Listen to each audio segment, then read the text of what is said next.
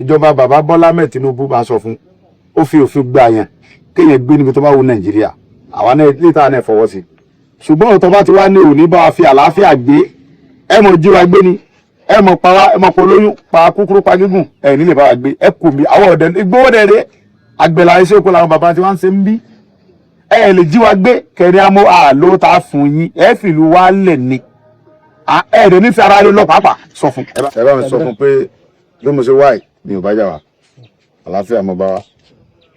ohun tí ń ṣẹlẹ̀ ń gbòó mi ò fọwọ́ sí kàn pé gbogbo àwọn èèyàn wọn pátápátá dídí gbé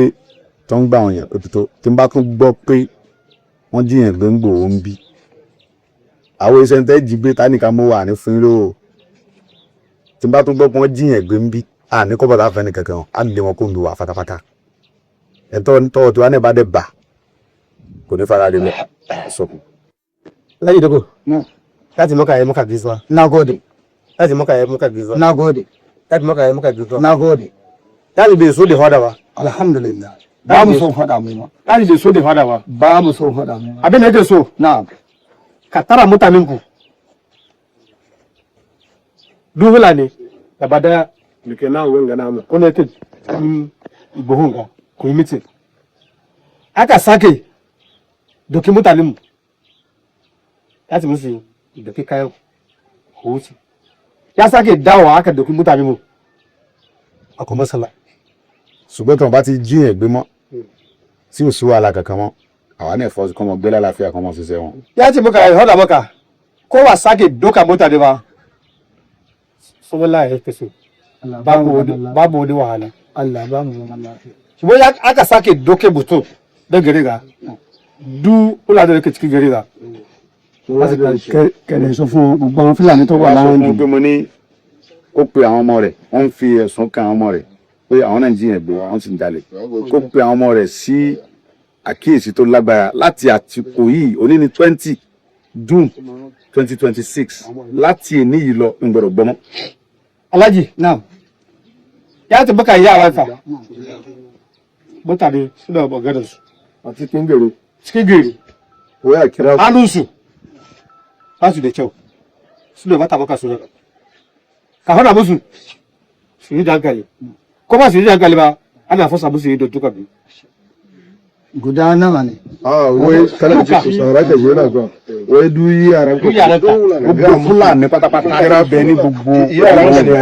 yaran ka wai kira yaran ka a ga musu duk abin da suka yi a cikin gari ba wanda ba su kai kara ba wurin ranka daidai ai ba da ta gane ko to daga nan yanzu ma aka mata ka da musu maganar bayani ka ga musu ka ce ko yi lokacin da yanzu ka yi abin da bai da cewa an ka kama su ba ruwanka aboki da suka yi ka wara musu su bere ke abokin wanda bai ba su da kore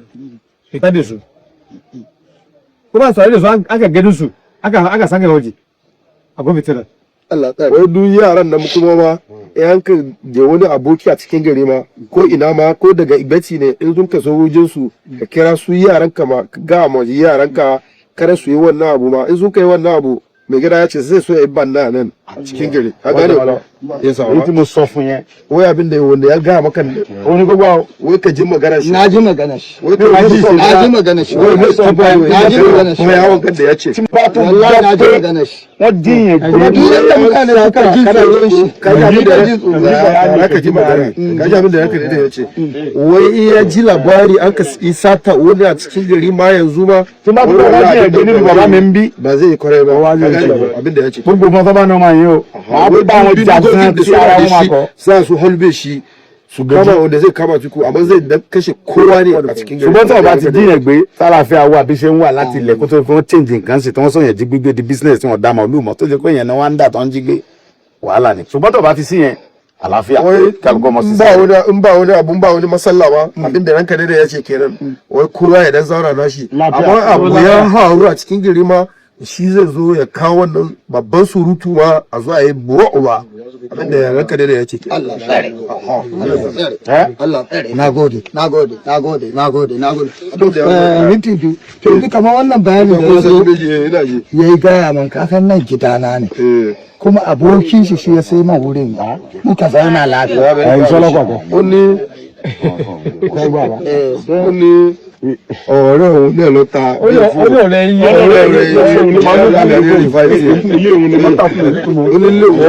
òun sì ti wá bí ẹni tó fún níbí wọ́n sọ ilé ẹni tó fún bí òun ní fọ́mà alága wa nílé wọ́n máa gbọ́n tí mo fẹ́ sọ fún ó gbàgbé ẹni tó fún bí o èmi lè gbé kó ń bí ó gbàgbé ẹni tó fún bí kó ní Sunday wo lèmi ń sọ̀rọ̀ fún àlàáfíà ni mo fẹ́ ń gbò ó ń bí sí bẹ́sù àlàáfíà ni mo fẹ́